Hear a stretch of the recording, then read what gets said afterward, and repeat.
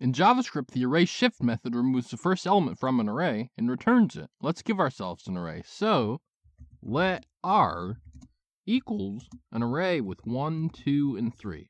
Let's console.log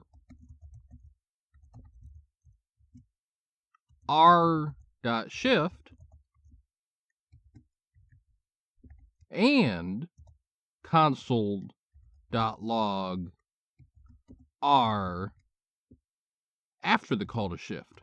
If we run the code, you'll see printing the call to shift prints the item that shift removed, and printing the array after the call to shift prints the array with the first item removed. Unlike shift's end of array counterpart, pop, shift's time complexity is big O of n. This is because when the first item is removed, every other item has to be shifted left by 1 to fill in the gap. Make sure to keep this in mind in programs where well-optimized speed is wanted. This has been Jakubication. Like and subscribe to learn more.